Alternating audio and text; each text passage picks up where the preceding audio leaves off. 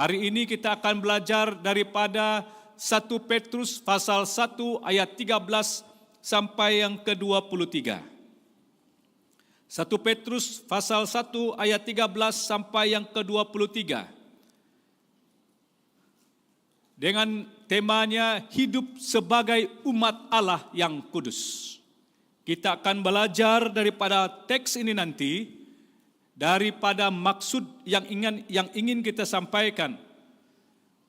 Kalau tidak salah saya pada bulan Februari, minggu yang kedua baru kita 2 Petrus pasal yang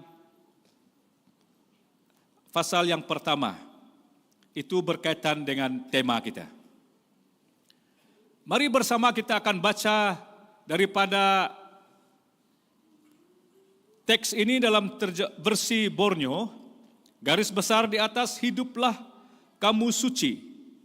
Oleh yang demikian bersedialah dengan akal budimu, berjaga-jaga dan sandarkanlah harapan kepada kasih karunia yang akan kamu terima apabila Yesus Kristus menyatakan dirinya kelak. Jadilah anak-anak yang taat akan Allah, dan janganlah hidup mengikut nafsumu seperti dahulu sebelum kamu mengenalnya. Pastikanlah segala perbuatanmu suci, sebagaimana Tuhan yang memanggilmu itu suci. Ada tersurat dalam kitab suci, hendaklah kamu suci karena aku suci.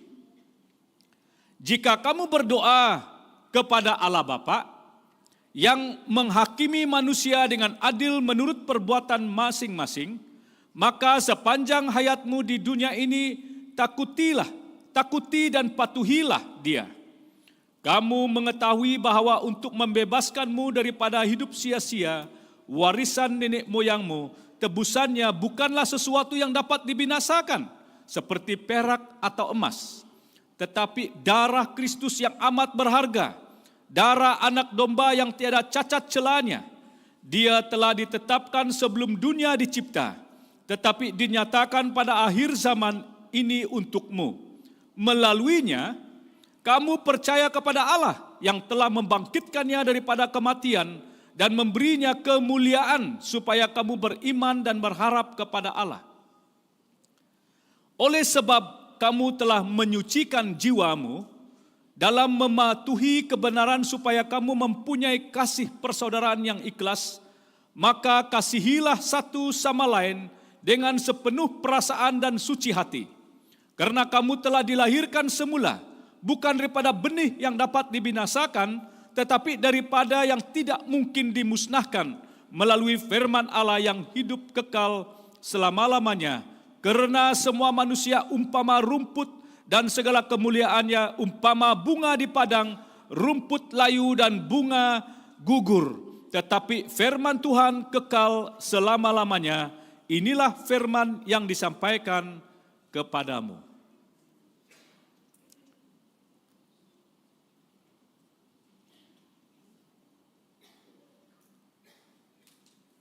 Daripada kata kudus, dia membawa arti suci, murni dan tidak bercela.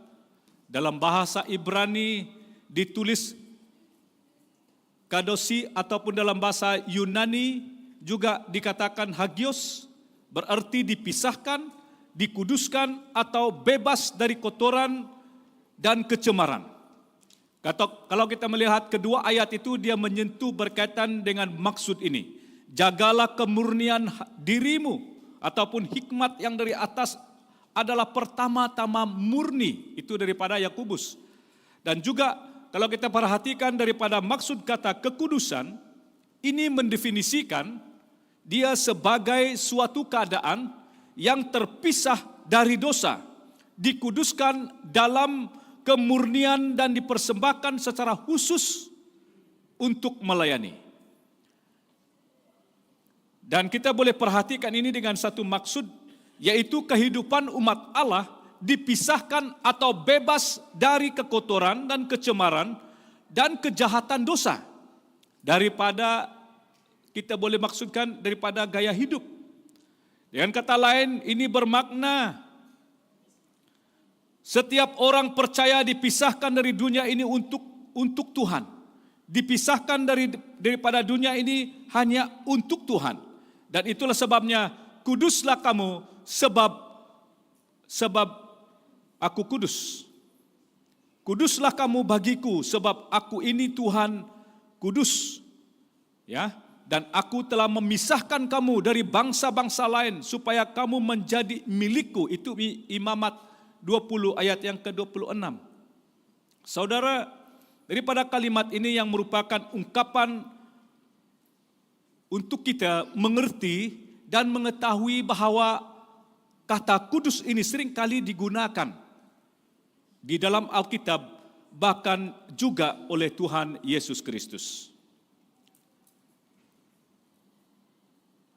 Mari kita melihat latar belakang bahagian ini. Kalau kita membaca daripada ayat 1, pasal 1 ini, ayat 1 sampai yang kedua, itu sudah sangat jelas menceritakan maksud apa yang harus kita tahu tentang keadaan ini. Ini adalah daripada Petrus, surat ini daripada Petrus, Rasul Yesus Kristus, kepada umat pilihan Allah yang tinggal di merata-rata di Pontus, Galatia, Kapadokia, Asia, dan Bitinia, dan kamu terpilih menurut rancangan Allah Bapa. Kamu terpilih menurut rancangan Allah Bapa. Ya, mereka yang suratnya disampaikan, dijadikan umatnya dengan Roh Kudus, supaya taat kepada Yesus Kristus dan disucikan dengan darahnya. Semoga kamu dilimpahi kasih karunia dan damai sejahtera. Dan apa yang sangat jelas juga, kita harus tahu bahwa orang-orang yang dikategori yang percaya kepada Tuhan yang ada di merata tempat di mana mereka ini diberi pesan, mereka ini sedang mengalami penderitaan, mereka sedang mengalami penganiayaan dan juga fitnah. Itu adalah karena iman percaya mereka ataupun kepercayaan mereka kepada Kristus.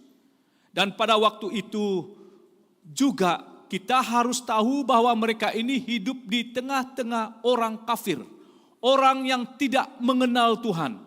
Dan pada waktu yang sama mereka ini juga boleh dikatakan mudah terpengaruh dengan keadaan-keadaan yang di sekitar mereka.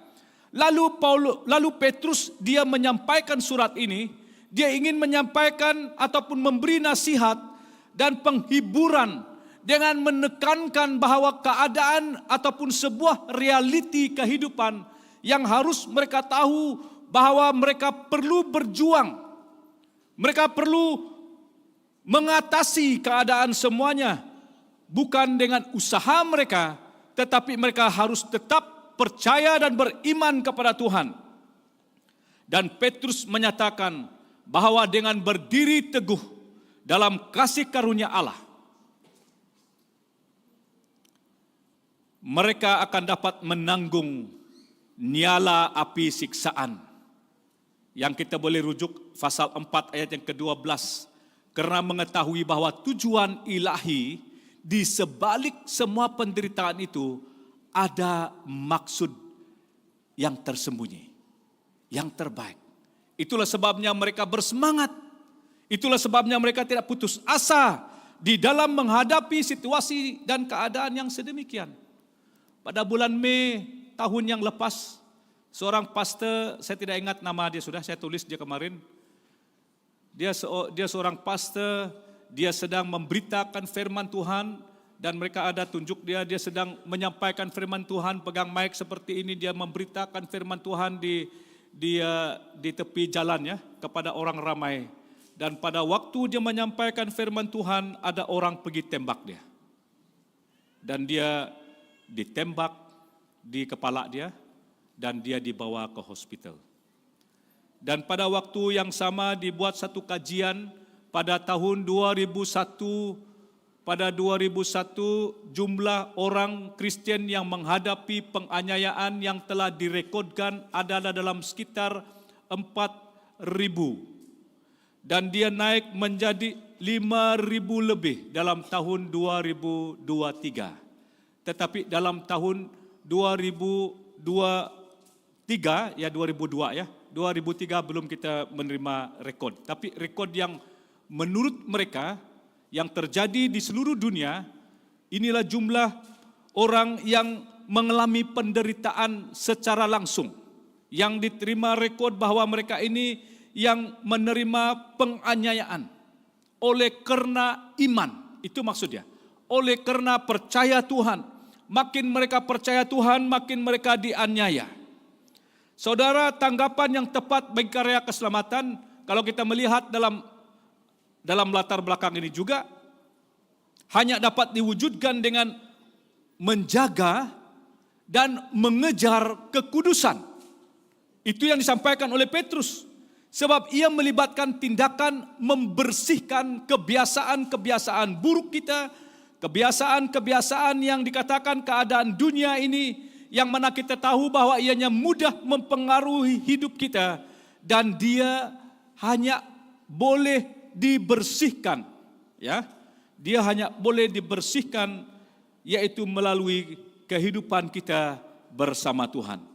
Dengan pemikiran yang sama juga, di mana Petrus dia mendorong supaya mereka selalu ingin air susu firman yang murni, supaya mereka bertumbuh.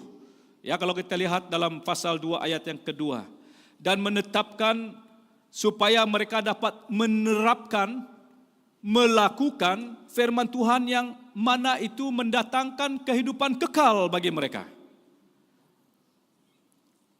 Menurut penafsir,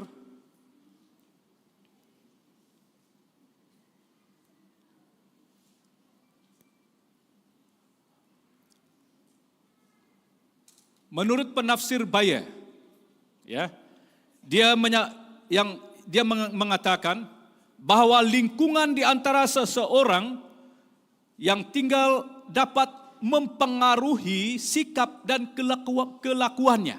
Ya, sangat jelas kita perhatikan kehidupan jemaat yang berada di merata tempat, yang berada di utara Asia.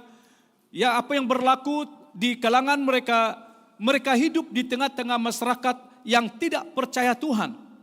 Pada waktu yang sama, mereka ini mengalami keadaan penganiayaan, mengalami penderitaan karena iman mereka. Malahan mereka disebut sebagai orang Kristen, malahan itu yang membuatkan mereka lebih parah lagi. Yang membuat jemaat ini menghadapi berbagai tuduhan, menghadapi berbagai fitnah. Tetapi pada realitinya, di sebalik perkara dan peristiwa yang berlaku ini, bukan hanya orang Kristen diberi semangat dan kekuatan, tetapi orang yang di belakang tabir, orang yang sedang menganiaya, orang yang hidup dengan mereka yang sedang menganiaya orang Kristen. Mata mereka dicelik, mereka dapat mendengar suara Tuhan, mereka dapat mimpi dengan kunjungan Tuhan atas mereka. Makin umat Tuhan mengalami penderitaan, makin orang ingin tahu mengapakah orang Kristen tetap setia walaupun difitnah, walaupun mengalami penderitaan, tetapi mereka tetap melakukan apa yang sewajarnya. Mereka tetap mengasihi, mereka tetap melayani, bahkan mengasihi musuh mereka sekalipun. Mari bersama kita akan melihat suatu keadaan yang mungkin yang boleh kita rujuk bersama melalui nasihat dan bimbingan Petrus. Kita akan belajar di mana Paulus mengetengahkan bagaimana kita sebagai umat Tuhan pada hari ini sewajarnya kita hidup sebagai orang Kristen, malahan kita dikatakan sebagai orang yang dikatakan yang kudus adanya. Bagaimana kita hidup? Yang pertama yang harus kita belajar pada ayat 13 sampai yang ke-16, yaitu hidup kudus ataupun hidup dalam kekudusan. Kita sudah memahami arti kudus, kita memahami arti kata kekudusan, diberitahukan kepada kita hidup kudus itu merupakan satu perintah. Dikatakan kuduslah kamu sebab aku kudus. Definisi daripada kata perintah itu adalah sesuatu yang menyuruh, memberi arahan, satu amanat.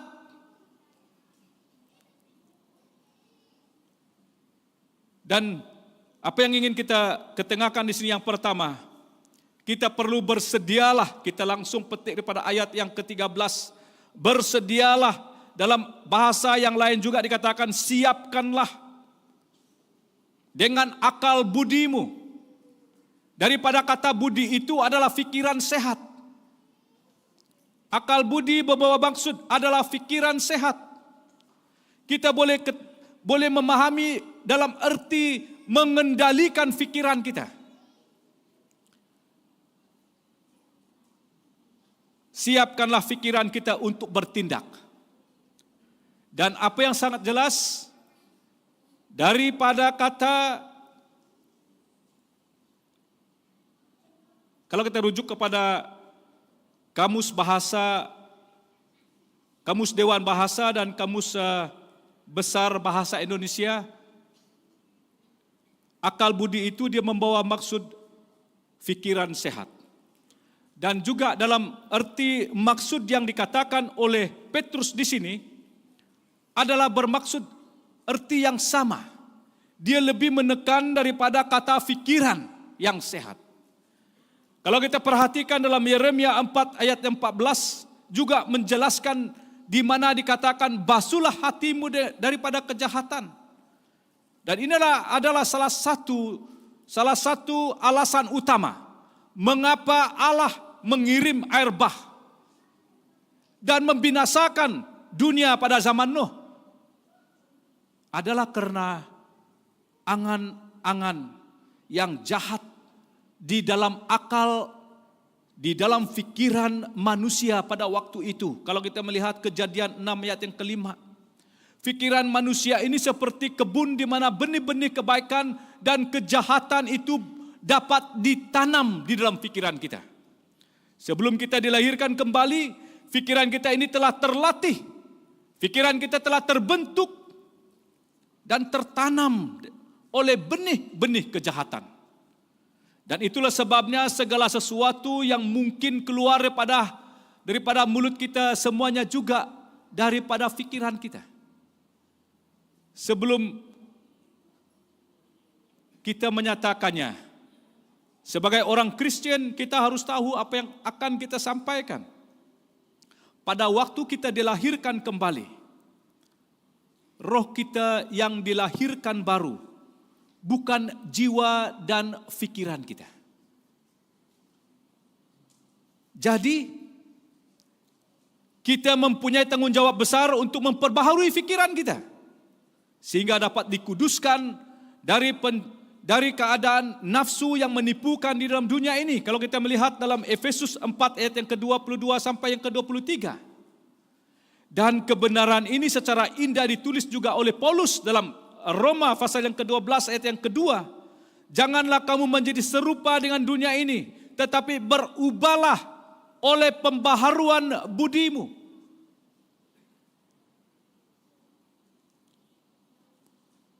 Hanya pada satu saat itulah kita harus tahu fikiran-fikiran kita akan sejalan dengan fikiran-fikiran Allah. Kalau kita akui dan kita mempersembahkan seluruh keberadaan kita hanya untuk Tuhan.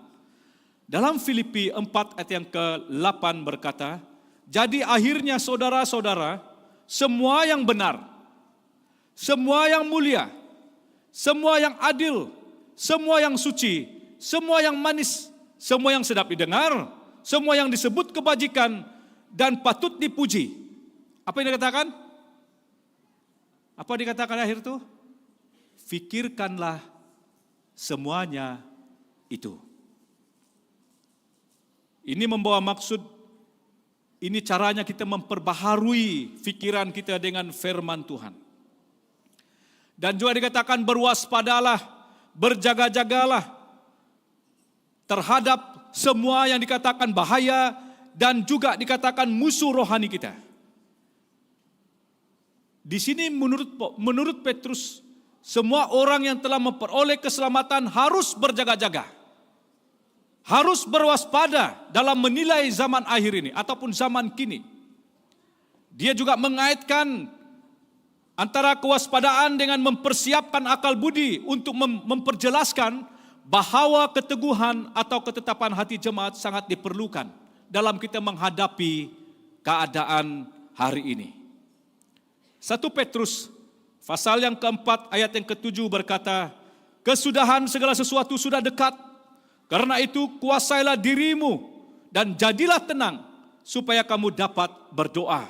Sadarlah dan berjaga-jagalah, lawanmu si iblis berjalan keliling sama seperti singa yang mengaum-ngaum dan mencari orang yang dapat ditelannya.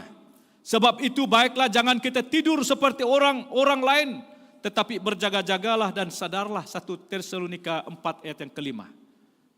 Dan 2 Timotius pasal 4 yang kelima berkata, tetapi kuasailah dirimu dalam segala hal, sabarlah menderita, lakukanlah pekerjaan pemberitaan Injil dan tunaikanlah tugas pelayananmu. Bersandarlah kepada kasih karunia Kristus. Sandarkanlah harapan kita kepada kasih karunia. Ataupun dalam arti kata lain, meletakkan pengharapan pada masa yang akan datang, yaitu kemuliaan. Dalam arti yang dimaksudkan oleh Paulus dalam Petrus dalam pasal 1 ayat yang kedua dan ayat yang kelima, pengharapan kita adalah berdasarkan atas karakter yang ditetapkan bagi kita atas tindakan Allah itu sendiri. Itulah sebabnya kita mempunyai satu pengharapan yang pasti. Sebab segala sesuatu yang ada di dalam kita, masa depan kita, ada dalam tangannya Tuhan. Selanjutnya, Petrus memberi nasihat dan mengatakan, letakkanlah pengharapanmu seluruhnya atas kasih karunia yang dianugerahkan kepadamu. Dan itulah sebabnya yang pasti, pengharapan itu bukan satu yang sia-sia, tetapi ianya berhubung kait dengan kasih karunia Allah yang telah dinyatakan atas kita, yaitu keselamatan. Jadilah anak-anak yang taat kepada firman Tuhan, mentaati firman Tuhan. Ini menjelaskan satu ungkapan yang terkait dengan kekeluargaan. Jadilah anak-anak yang taat kepada firman Tuhan. Mengapa saya katakan sedemikian? Dia berkata berkaitan dengan hubungan kita dengan Allah itu, menjelaskan bahwa kita adalah satu keluarga. Kita adalah seorang yang percaya Tuhan, juga dikatakan menurut Roma 8 ayat yang ke-15 sampai yang ke-17, kita juga adalah menjadi ahli waris. Anak Allah yang menjadi ahli waris. Kita juga mempunyai ahli waris melalui Kristus. Dan juga dikatakan dalam ayat sebelumnya, yaitu pasal 1 Petrus ya, pasal 1 ayat yang ke-8 dan yang ke-9. Kamu mengasihinya walaupun belum pernah melihatnya, kamu percaya kepadanya tanpa melihatnya. Oleh itu kamu merasai kebahagiaan yang tidak terkata dengan penuh kemuliaan, karena kamu akan mencapai matlamat imanmu, yaitu penyelamatan jiwa. Puji Tuhan. Yang terakhir daripada bahagian ini, pastikanlah segala perbuatanmu adalah suci. Adalah berkenan kepada Tuhan. Sebab dikatakan di dalam Filipi pasal yang keempat ayat ke-9, dan apa yang telah kamu pelajari, dan apa yang telah kamu terima, dan apa yang telah kamu dengar, dan apa yang telah kamu lihat padaku, lakukanlah itu. Maka Allah sumber damai sejahtera menyertai kamu. Dan yang kedua, daripada ayat yang ke-17 sampai yang ke-21, saya mengambil garis besarnya sebagai hidup kudus adalah takut akan Allah. Yaitu dia menekan satu bahagian yang dikatakan beriman dan berharap kepada Allah. Itu adalah sesuatu bahagian penting buat kita, yang menjelaskan bahwa kita tidak boleh memisahkan diri kita daripada Allah sendiri. Dan itulah sebabnya daripada kata definisi takut akan Allah, dia membawa maksud, yaitu memiliki perasaan hormat kepada Allah yang Maha Kuasa. Bukan hanya perasaan takut, karena ia dapat menghukum, tetapi suatu perasaan takut jika kita mengecewakan hati Tuhan. Hidup dalam ketakutan dalam kalimat ini membawa maksud bukanlah ketakutan kepada orang-orang yang menganiaya jemaat itu, menganiaya kita, melainkan ketakutan dan kesetiaan kepada Tuhan kita Yesus Kristus. Ya. Dan ketakutan itu juga dikatakan kepada Tuhan itu memampukan setiap orang Kristen untuk hidup tegar, untuk hidup tidak dapat lentur, tidak dapat diubah pendiriannya. Itu daripada kata tegar. Dia memiliki pendirian yang kuat. Di tengah-tengah dunia, di tengah-tengah keadaan yang sangat mencabar ini, dia sebagai orang yang dikatakan orang Kristen yang hanya menumpang, karena kita adalah orang asing yang hanya tinggal sementara di dunia ini. Kita tetap bertahan. Takut kepada Tuhan adalah tidak melakukan dan menjauhi kejahatan. Takut kepada Tuhan adalah membenci kejahatan dan meninggal kejahatan itu. Dan kita melakukan dan mentaati kebenaran firman Tuhan.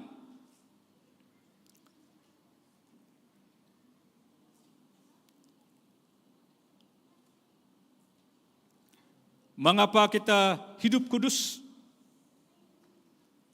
Ya, sangat jelas sekali. Mengapa kita harus hidup kudus? Dalam pembacaan kita daripada ayat yang ke-17, Dia adalah hakim yang adil. Dia adalah Bapa yang kekal. Dan itulah sebabnya kita perlu takut kepada Dia. Sebab Dia sebagai Bapa yang kekal dan hakim yang adil. Dia adalah Allah yang maha besar. Maka kita harus hidup takut akan Dia. Sebab kita diberitahu sebentar tadi bahwa kita hanya menumpang di dunia ini. Mengapa kita hidup kudus? Sebab kita tahu bahwa Dia telah menebuskan kita daripada dosa kita. Dia telah membebaskan kita daripada dengan darahnya. Kalau kita melihat daripada ayat yang ke-18 dan yang ke-19, ya. Kalau kita perhatikan bersama, Petrus dia menegaskan umat Tuhan yang berada yang sebagai pembaca suratnya ini, mereka perlu tahu bahwa mereka telah ditebus dari cara hidup mereka yang sia-sia. Mereka telah ditebus daripada hidup mereka yang tanpa tujuan, kosong akibat dosa keturunan. Boleh diterjemahkan kalau kita melihat daripada ayat pembacaan itu, dia boleh kita katakan cara hidup mereka yang kosong. Mereka tidak tahu apa yang mereka lakukan. Saya sangat tertarik seorang pemuda yang berumur 21 tahun. Dia memberitakan Injil di jalanan di Amerika Serikat. Dia pergi ke tempat di mana orang pergi ke pub. Dia memberita Injil, dia gunakan dia pegang speaker dan dia pakai mic seperti ini. Dia melayani semua yang limpas, ada yang meludah dia, ada yang berkata suruh dia pergi, dan ada yang menerima. Ada seorang perempuan, dia kata, saya mengalami kesukaan, damai, kata dia. Tetapi ianya hanya sementara. Dan itulah kunci bagi saudara ini untuk menyampaikan message, menyampaikan Yesus yang membawa damai kepada dia, dan dia langsung terima Tuhan, dan dia didoakan. Dan kita perlu tahu keadaan-keadaan yang sedemikian. Bermaksud ditebus itu adalah dibeli kembali dengan tebusan yang dibayar kepada Bapa. Harga yang dibayar dengan menebus mereka Dikatakan dalam ayat pembacaan itu bukan dengan barang yang fana, bukan pula dengan perak dan emas, melainkan dengan darah yang mahal, yaitu darah Kristus. Dibebas daripada belenggu iblis, dibebas daripada kuk dosa. Selain kita dibebas oleh darah Kristus, kita disucikan, kita dibenarkan, kita didamaikan, kita didekatkan oleh darah Kristus. Pada hakikatnya sebentar tadi kita telah menjalankan acara perjamuan Tuhan. Kita memahami arti daripada kata darah Tuhan itu. Darah itu yang mempersatukan kita. Tolong garis bawahi 1 Korintus 6 ayat yang ke-20. Sebab kamu telah dibeli dengan harganya yang telah lunas dibayar. Saya sangat tertarik dengan dua ayat ini. Saya perhatikannya dengan lebih teliti. Dikatakan, kamu telah dibeli dengan harga yang telah lunas dibayar, karena itu muliakanlah Allah dengan tubuhmu. Puji Tuhan. Satu peringatan untuk saya dan saudara. Dalam 1 Korintus 7 ayat yang ke-23 juga berkata, ayat yang bermaksud ayat yang sama, tetapi dia mempunyai pesan yang berlainan. Kamu telah dibeli dan harganya telah lunas dibayar. Apa yang dikatakan? Karena itu, janganlah kamu menjadi hamba manusia. Wow, sungguh indah sekali kalau kita menemui rahasia kebenaran firman Tuhan yang mengajar kita tentang betapanya kita telah dibebas, telah ditebus oleh darah Yesus. Dan juga dikatakan dia telah menyelamatkan kita. Hanya dengan apa? Percaya saja. Percaya saja kepadanya, kamu beroleh selamat. Kalau kita perhatikan dalam bahagian ayat 20 sampai 21 itu, dikatakan dialah kamu percaya yang membawa keselamatan, sebab dia juga merupakan juru selamat. Percaya kepada Injil itu. Sebab dalam Roma pasal 1 ayat yang ke-16, sebab aku mempunyai keyakinan yang kokoh dalam Injil adalah kekuatan Allah yang menyelamatkan setiap orang yang percaya. Dan keselamatan tidak ada di dalam sesiapa pun juga selain di dalam Dia, sebab di bawah kolong langit ini tidak ada nama lain yang diberikan kepada manusia yang olehnya kita dapat diselamatkan. Kisah Rasul 4 ayat ke-12. Yang terakhir, hidup kudus adalah mematuhi kebenaran. Sebab kalau kita perhatikan daripada ayat yang ke-22, hendaklah mendengar dan melakukan setiap perintah Allah. Definisi daripada kata mematuhi adalah mentaati ataupun menurut kebenaran firman Allah itu.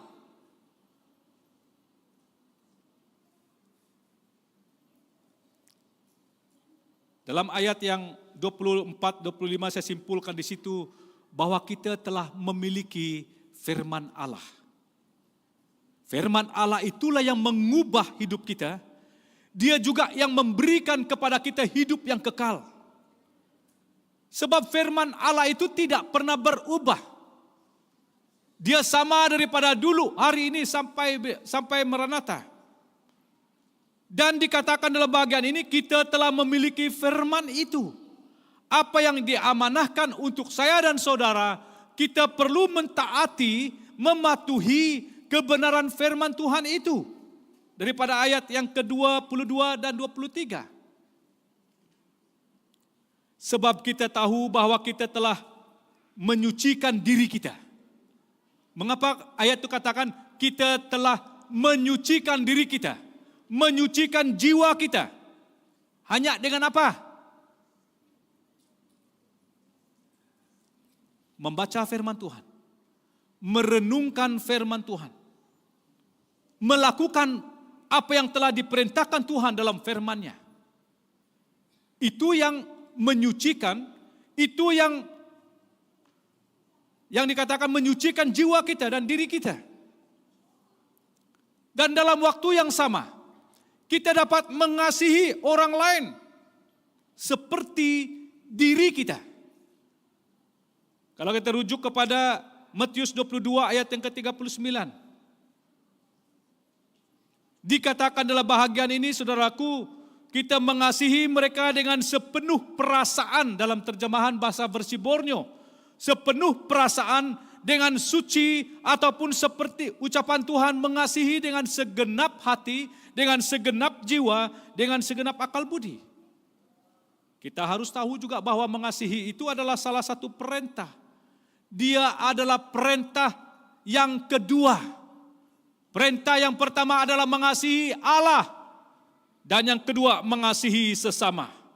Dalam kita hanya mampu mengasihi orang lain kalau kita sungguh-sungguh memahami apa itu kebenaran firman. Sebab impak terjadi atas hidup kita mengakibatkan ataupun memberi kesan kepada kita sehingga kita mampu mengampuni semua orang. Kita mampu mengampuni orang-orang yang menyakiti kita. Bahkan juga yang sangat indah sekali, kita sungguh menyenangkan hati Tuhan itu sendiri. Kalau kita lihat dalam Matius 5 ayat yang ke-44, dikatakan bukan hanya mengasihi musuh kita, tetapi kita berdoa untuk mereka. Ini hanya berlaku jikalau firman Tuhan itu telah menguasai hidup kita. Saudara, dengan mematuhi kebenaran firman Tuhan, melahirkan atau kita pasti memiliki satu kalimat yang dikatakan dalam bahagian pembacaan kita tadi, kita memiliki kasih persaudaraan yang ikhlas, bukan secara paksa, bukan yang dibuat-buat, yang dilakukan di depan orang, tetapi ianya lahir daripada hati kita yang murni. Kita mengasihi orang itu tanpa syarat. Tetapi kita perlu tahu bahwa kita mengasihi orang itu karena kasih Kristus telah menawan hati kita. Dan kita dilahirkan kembali. Saya sangat perhatikan bahagian ini. Dalam ayat yang ke-23 dikatakan, dilahirkan kembali daripada benih kebenaran. Sesungguhnya firman Tuhan itu harus kita rujuk, harus kita perhatikan itu setiap waktu, setiap masa. Sebab dia akan menuntun kita ke jalan yang benar. Dia akan mengajar kita apa yang baik dan apa yang jahat. Dia akan memberitahukan kepada kita tentang hal-hal yang berkaitan dengan kebenaran yang harus kita lakukan.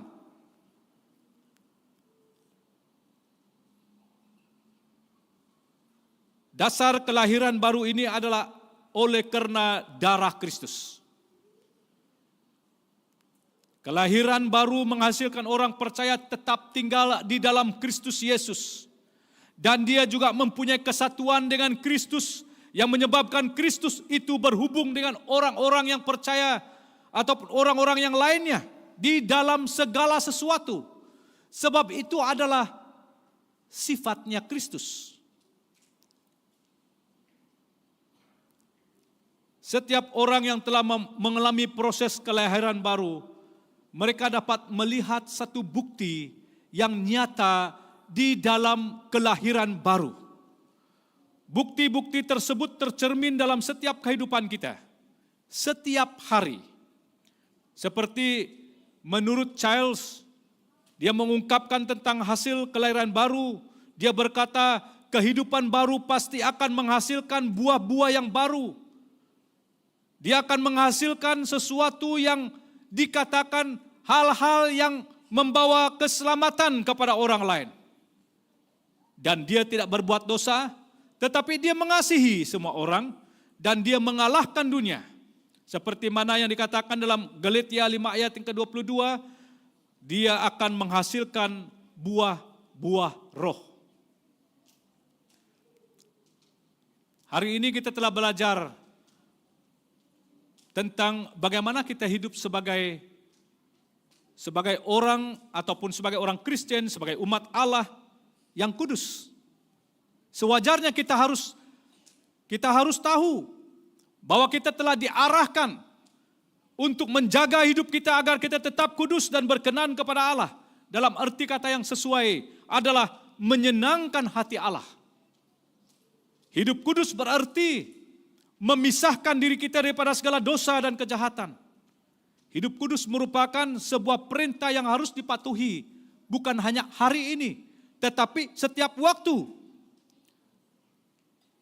Dan berwaspadalah sepanjang kita menjalani hidup kita di dunia ini, yang penuh dengan keadaan yang bermasalah. Dunia dengan hal-hal yang berusaha untuk menjatuhkan kita. Dengan mengendalikan pikiran kita agar kita tetap sehat dan baik. Memastikan kita menurut perintah Allah dengan menjaga perilaku kita, menjaga perbuatan kita, menjaga perkataan kita, agar tetap menjadi berkat kepada semua masyarakat. Takut akan Tuhan merupakan satu amanat yang sering ada dan perlu timbul di dalam hati kita dan juga akal budi kita. Dan seluruh kehidupan kita. Sehingga kita tidak akan pernah mengecewakan hati Tuhan. Supaya kita tidak pernah menyakiti hati Allah kita. Sebab kita perlu tahu bahwa Dia adalah Allah di atas segala Allah. Sebab Dia adalah Tuhan di atas segala Tuhan. Raja di atas segala raja. Dia adalah Bapa yang kekal. Hakim yang adil. Dia penebus. Dia penyelamat kita. Dan siapalah kita? Saudara, dengan mentaati kebenaran firman, itu merupakan sebuah arahan yang membuatkan kita tiada pilihan. Sebab firman Tuhan itulah yang memurnikan kita. Dia akan menyucikan kita. Dia akan menuntun kita. Dan membuatkan kita mampu mengasihi tanpa syarat. Dan kita akan mengampuni setiap orang yang dikatakan yang menyakiti kita. Malahan kita mengasihi orang lain sama seperti Kristus mengasihi kita. Mari kita tunduk berdoa.